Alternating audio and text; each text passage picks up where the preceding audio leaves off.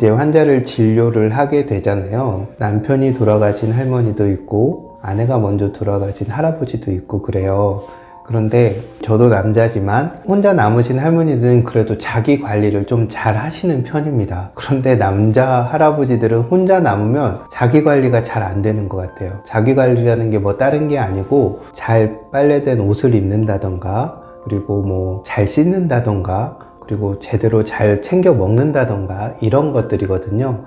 진료실을 찾은 중년 이상의 남자분들 중에 저에게 조심스럽게 말씀하시는 경우들이 많아요. 소변을 봤는데도 시원치가 않고 남아있는 느낌이 든다던가, 아니면 소변을 봤는데 또 조금 있다가 또 화장실에 또 가고 싶어진다던가, 그리고 때로는 소변을 다 본 줄 알고 옷을 올렸는데 남은 소변이 조금 새어나온다던가 이런 말씀을 하시는 경우들이 많거든요. 이런 경우는 뭐 특별한 질환이 있어서 몸이 나빠진 경우도 있지만, 이런 중년 남성의 고민의 대부분들은 전립선 비대증 때문에 생기는 경우들이 많습니다.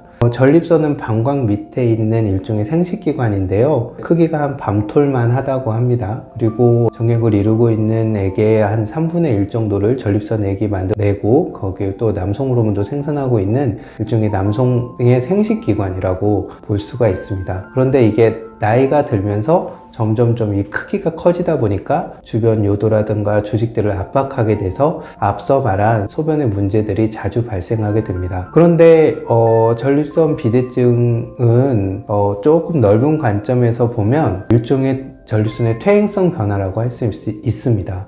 우리 몸을 이루고 있는 어떤 조직들은 젊을 때는 그 경계가 샤프하고 딱 정해져 있고 탄력적인데요. 이것이 퇴행성 변화를 보이게 되면 이게 좀 커지고 늘어지고 그 탄력이 줄어들게 됩니다. 우리 근육들을 봐도 그렇죠. 젊고 운동을 많이 한 분들의 근육들은 아주 샤프하면서도 탄력 있고 부드러운데, 나이가 먹으면서 근육들도 뻣뻣해지고 뭔가 볼륨감이나 이런 것들이 좀 푸석푸석해지고 탄력도 자꾸 줄어들고 그렇게 되죠. 이런 변화들이 똑같이 전립선에서 나타난다고 보시면 됩니다. 그런데 전립선 비대증은 또 전립선 암과는 좀 다른 질환입니다. 일종의 전립선 암이 악성 종양이라면 전립선 비대증은 양성 종양이라고 할 수 있습니다. 전립선의 크기가 커질 뿐 전립선을 이루고 있는 세포들이 어떤 암적인 변화를 일으키는 것은 아니기 때문에 전립선 비대가 전립선 암으로 간다, 이런 것은 아니니까 그런 부분은 걱정 안 하셔도 됩니다. 그래서 전립선 비대증에 관해서 여러 가지 기능성 식품도 드시는 분들도 많고 좋다는 것도 많이 하시는데요. 비대증 문제를 전립선에 국한시켜서 보지 마시고 내 몸이 전체적으로 나이가 먹으면서 퇴행성 변화가 된다, 이런 관점에서 접근하시면 좋겠습니다. 그게 관절의 문제가 됐던 내부 장기의 문제가 됐건, 퇴행성 변화를 우리가 대할 때 가장 중요한 것은 첫 번째로는 그 부분에 필요한 영양을 우리가 공급해 주는 겁니다. 우리가 차도 기름이 있어야 가고 우리도 밥을 먹어야 움직이잖아요. 모든 우리 몸을 이루고 있는 세포들은 그 필요한 영양과 에너지가 공급이 될 때 제 기능을 할 수가 있습니다. 그리고 두 번째로는 그 부분으로 가는 혈행의 순환을 개선시켜 줘야 됩니다.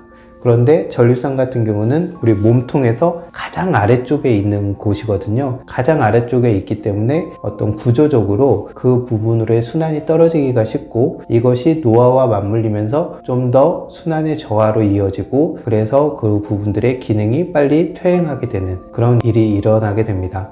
그리고 세 번째로는 어떤 한 부분의 퇴행성 변화는 그 주변을 둘러싼 다른 부분들과 연관해서 봐야 됩니다. 마치 무릎이 아프다면 무릎만 볼 것이 아니라 아래 다리라던가 이쪽 허벅지라던가 허리까지 같이 봐줘야 되는 것처럼, 전립선도 그 전립선을 둘러싼 주변의 다른 구조물들도 봐줘야 됩니다. 그래서 저는 이제 전립선 비대증 때문에 고민하는 환자분들에게 물론 제가 한의학적 치료도 하지만 앞서 이제 말한 대로 좋은 것들을 공급해 주는 것, 순환을 개선해 주는 이런 방법의 치료도 하지만, 생활에서는 크게 세 가지 방면에서 권하는 편입니다. 일단 식생활에서는 제가 권하는 음식들은 토마토, 그리고 콩으로 된 음식, 그리고 녹차입니다. 토마토 같은 경우는 라이코펜 성분이 많다고 하죠. 그래서 라이코펜 성분은 전립선 암을 예방하는 데도 좋은데요. 토마토의 라이코펜은 지용성이기 때문에 기름과 같이 먹는다던가 열을 가해서 먹으면 좋거든요. 그래서 저 같은 경우는 환자분들에게 생들기름을 권하는 편이기 때문에 토마토를 잘라서 소금 아주 조금 뿌리고 생들기름 위에다 드레싱으로 뿌려서 먹거나, 아니면 토마토를 김치찌개에 넣어서 끓여 먹기를 권하는 편입니다. 한번 끓여 먹어 보시면 알겠지만 김치찌개에 토마토를 넣어서 먹으면 굉장히 맛있습니다. 두 번째로는 콩이죠. 콩에는 이소플라본 성분이 많습니다. 전립선 건강에 도움이 되고요. 녹차에 들어있는 폴리페놀 또한 강한 항산화 물질로서 전립선 건강에 도움이 됩니다. 그래서 기본적으로 좋은 식사들을 하시면서 토마토, 콩, 그 다음에 녹차, 이 세 가지를 좀 더 잘 챙겨 드시면 좋을 것 같고요. 반면에 먹어서는 안 되는 음식들이 있죠. 저 같은 경우는 붉은 고기, 그리고 술과 담배를 좀 금하시길 권하는 편입니다.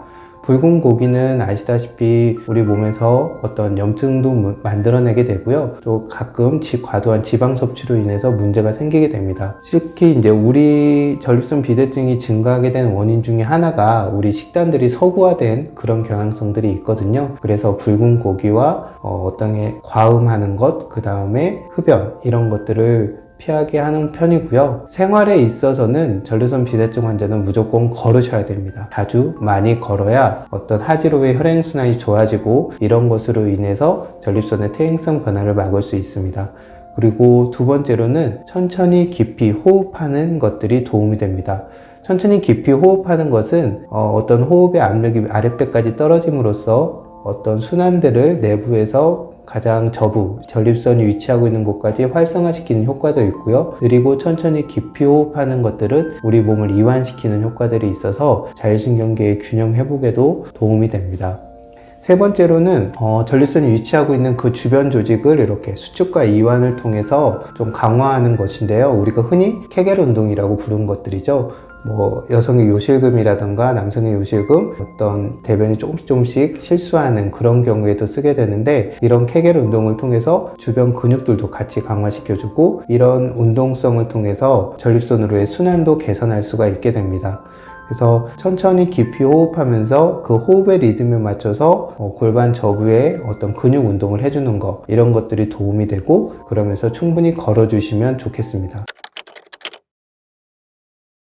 그래서 먹는 음식에서는 토마토, 콩, 녹차를 기억하시고요. 먹어서는 해로운 것으로는 붉은 고기, 그 다음에 술과 담배를 좀 금하시면 좋겠습니다. 이러면서 깊이 천천히 호흡하고 잘 걷고, 그 다음에 골반 저부를 수축과 이완하는 운동을 하시면 아무래도 전립선이 퇴행하는 것들을 좀 더 늦출 수 있고, 또 이미 비대증이 시작됐다 하더라도 그것이 악화되는 것도 예방하고, 또 그 기능들을 어느 정도 회복하는 데 도움이 될 수 있을 겁니다.